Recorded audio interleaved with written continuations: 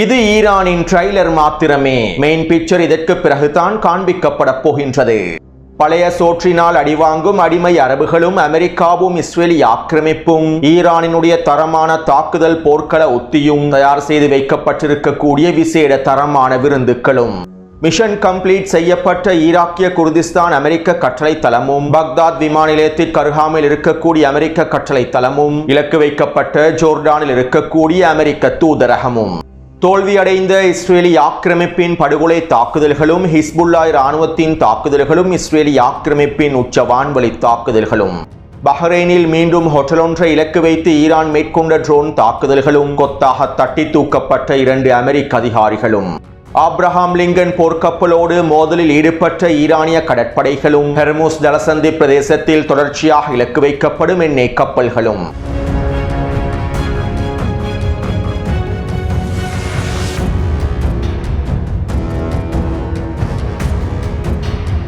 Kuwait Iraq எல்லை பிரதேசத்திற்கு அருகாமையில் அமெரிக்காவினுடைய 3 F-15 போர் விமானங்களை ஈரான் சுட்டு வீழ்த்தி இருந்தது. நேற்று மதியம் வெளியிட்டிருந்த காணொளியில் ஒரே ஒரு F-15 போர் விமானத்தை மாத்திரமே ஈரான் சுட்டு வீழ்த்தியதாக நான் குறிப்பிட்டிருந்தேன். மேலும் அடுத்த கட்ட தகவல்களில் 3 F-15 போர் விமானங்கள் குவைத் எல்லை பிரதேசத்தில் வீழ்த்தப்பட்டிருப்பது உறுதி செய்யப்பட்டிருந்தது. அதே நேரம் இந்த 3 போர் விமானங்களையும் ஈரான் வீழ்த்தவில்லை. ஃப்ரெண்ட்லி ஃபயர் தாக்குதலின் மூலமாக தவறான தாக்குதலின் மூலமாகவே வீழ்த்தப்பட்டுள்ளது என அமெரிக்க இராணுவம் அறிவித்துள்ளது. அதே நேரம் ஈரான் மின்னணு போர் முறைகளை பயன்படுத்திய F-15 போர் விமானங்களை சுட்டு வீழ்த்தி இருப்பதாகவும் இதனை ஏற்றுக்கொள்ள முடியாததன் காரணத்தினாலும் கௌரவ பிரச்சனையின் காரணத்தினாலும் தோல்விய இழப்புகளை காண்பிக்க முடியாது என்கின்ற காரணத்தினாலுமே அமெரிக்க இராணுவம் இவ்வாறு போலியான அறிக்கைகளை வெளியிட்டுள்ளது என்றும் ஈரானே அமெரிக்காவின் 3 F-15 போர் விமானங்களை சுட்டு வீழ்த்தியுள்ளது என்றும் அமெரிக்க ஆய்வாளர்களே எக்ஸ் தளத்தில் தொடர்ச்சியாக கருத்துக்களை பதிவிட்டு வருகின்றார்கள்.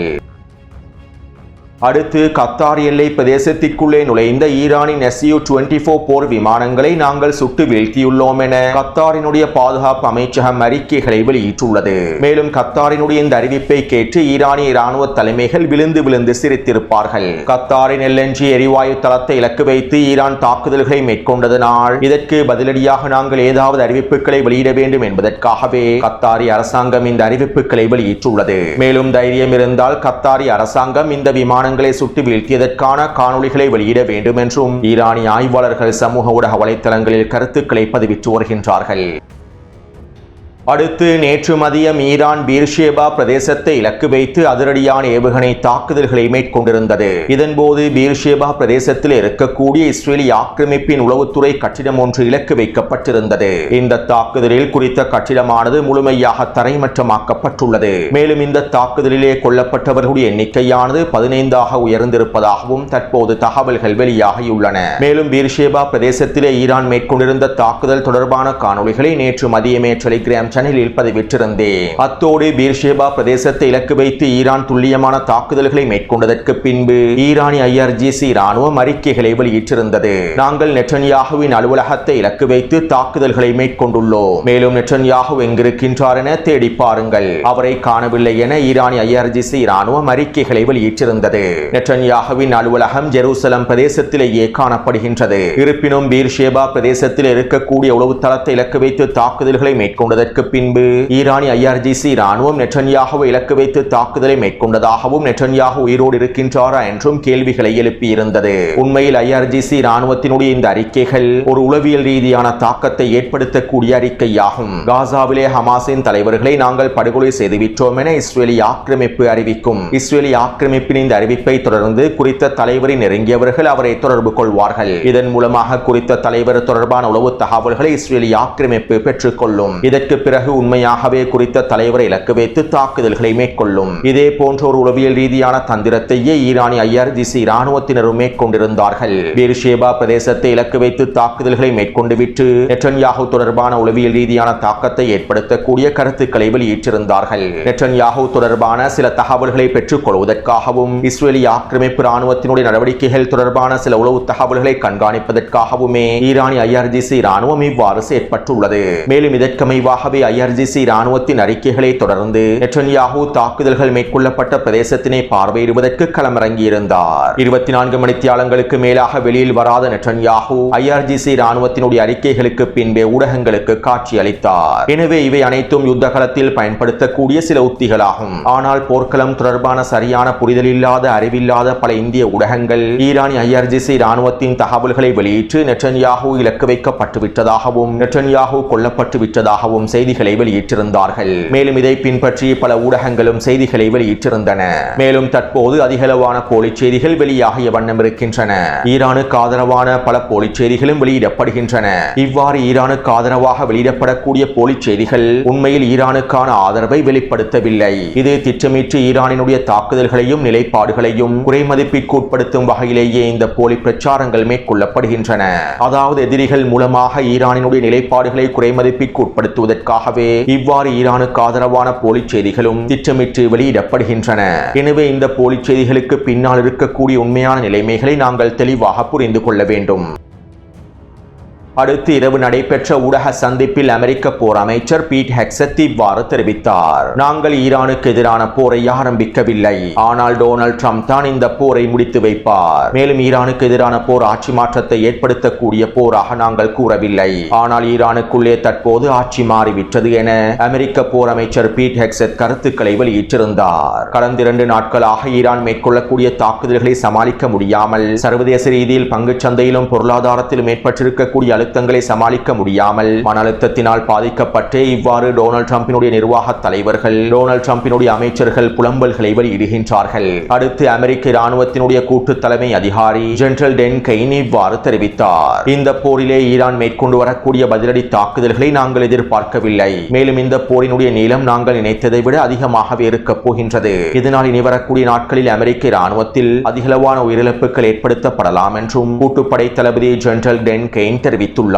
இதைத் தொடர்ந்து ஊடக சந்திப்பிலே டொனால்ட் ட்ரம்ப் இவ்வாறு தெரிவித்திருந்தார். ஈரான் மத்திய கிழக்கு நாடுகளுக்கு எதிராக இவ்வாறு தாக்குதல்களை மேற்கொள்ளும் என நான் நினைக்கவில்லை. ஈரானினுடைய இந்த தாக்குதல்கள் என்னை ஆச்சரியப்படுத்தியுள்ளன.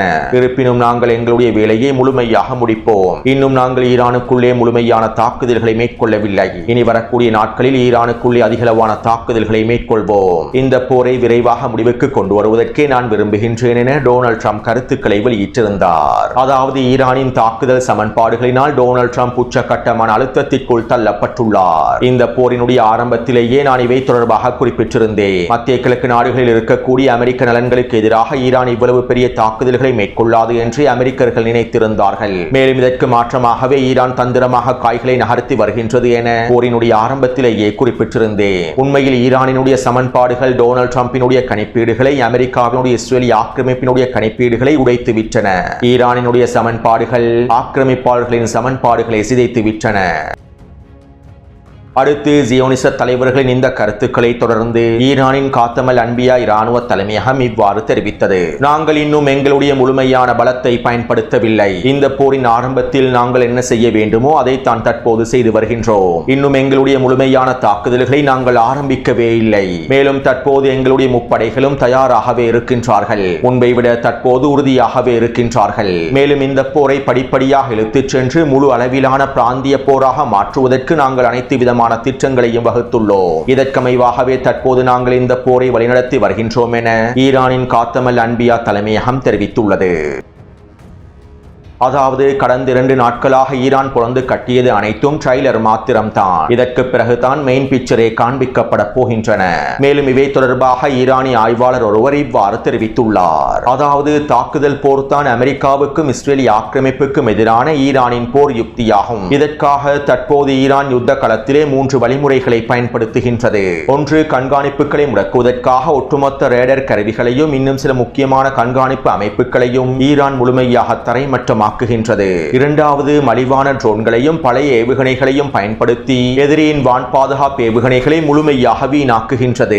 எதிரியின் வான் பாதுகாப்பு ஏவுகணைகளுடைய இருப்பை குறைப்பதற்காகவும் வான் பாதுகாப்பு ஏவுகணைகளை முழுமையாக பூஜ்ஜியமாக்குவதற்காகவும் ஈரான் குறைந்த விலையிலான ட்ரோன்களையும் பழைய ஏவுகணைகளையுமே பயன்படுத்துகின்றது. மூன்றாவது, எதிரியின் வான் பாதுகாப்பு ஏவுகணைகள் முழுமையாக தீர்ந்தவுடன் வான் பாதுகாப்பு ஏவுகணை கையிருப்பு பூஜ்ஜியம் அடைந்ததுடன் ஈரான் புதிய ட்ரோன்களையும் நவீன பாலிஸ்டிக் ஏவுகணைகளையும் நவீன கிளஸ்டர் கிளஸ்டர் வார்ஹெட்டை கொண்டிருக்கக்கூடிய ஏவுகணைகளையும் களமிறக்கும். இதன்போது வீரியமான துல்லியமான உச்சக்கட்ட தாக்குதல்கள் மேற்கொள்ளப்படும். இதற்கமைவாகவே ஈரான் தாக்குதல்களை மேற்கொண்டு வருகின்றது என ஈரானிய ஆய்வாளர் ஒருவர் தெரிவித்துள்ளார்.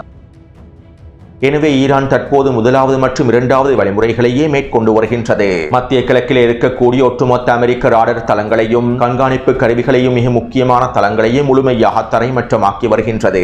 அதே போன்று பழைய ட்ரோன்களையும் பழைய ஏவுகணைகளையும் பயன்படுத்தியே தற்போது தாக்குதல்களை மேற்கொள்கின்றது. விலை குறைந்த இந்த பழைய ட்ரோன்களையும் ஏவுகணைகளையும் சுட்டு வீழ்த்துவதற்காக அடிமை அரபுகளும் அமெரிக்காவும் இஸ்ரேலிய ஆக்கிரமிப்பும் அவர்களுடைய விலை உயர்ந்த ஏவுகணைகளை பயன்படுத்துகின்றார்கள். மேலும் அதிகளவான பழைய ட்ரோன்களையும் பழைய ஏவுகணைகளையும் ஈரான் ஏவுவதனால் எதிரியினுடைய வான் பாதுகாப்பு ஏவுகணைகளும் தற்போது பூஜ்ஜியத்தை நோக்கி நகர்ந்து கொண்டிருக்கின்றன.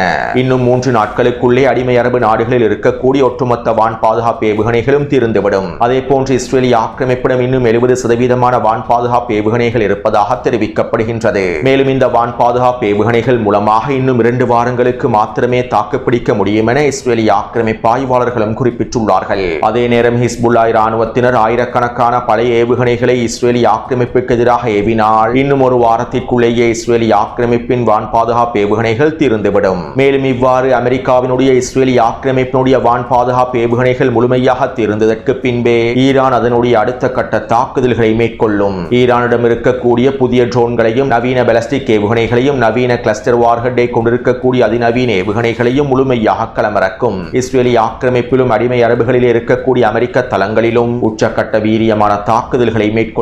எனவே சுருக்கமாக குறிப்பிடுவதாக இருந்தால் ஈரான் பழைய சோற்றை பயன்படுத்திய இந்த அடிமை அரபுகளுக்கு எதிராகவும் அமெரிக்காவுக்கு எதிராகவும் இஸ்ரேலிய ஆக்கிரமிப்புக்கு எதிராகவும் தொடர்ச்சியான தாக்குதல்களை மேற்கொண்டு வருகின்றது.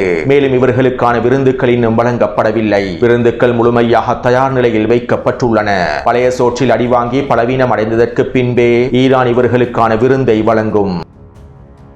அடுத்து சைப்ரஸில் இருக்கக்கூடிய நிலத்திடர்களும் சைப்ரஸில் இருக்கக்கூடிய மக்களும் சைப்ரஸை விட்டு அவசரமாக வெளியேறி வருகின்றார்கள். ஈரானிய ட்ரோன்கள் சைப்ரஸை இலக்கு வைத்து தாக்குதல்களை மேற்கொண்டதனால் தற்போது சைப்ரஸில் இருக்கக்கூடியவர்கள் முழுமையாக வெளியேறி வருகின்றார்கள். மேலும் வெளியேறக்கூடிய மக்கள் தொடர்பான காணொலிகளை டெலிகிராம் சேனலில் பதிவிட்டிருந்தே. அத்தோடு ஈரான் சைப்ரஸில் இருக்கக்கூடிய பிரித்தானிய தளத்தை இலக்கு வைத்து இனி வரக்கூடிய நாட்களில் வீரியமான தாக்குதல்களை மேற்கொள்ளும் என்பதனால் தற்போது சைப்ரஸை பாதுகாப்பதற்காக கிரீஸ் நாடானது போர்க்கப்பல்களை அனுப்பி வைக்கப் போவதாகவும் தெரிவித்துள்ளது. பிரான்சும் இன்னும் ஒரு போர்க்கப்பலை சைப்ரஸுக்கு ஆதரவாக களமிறக்கப் போவதாக தெரிவிக்கப்படுகின்றது.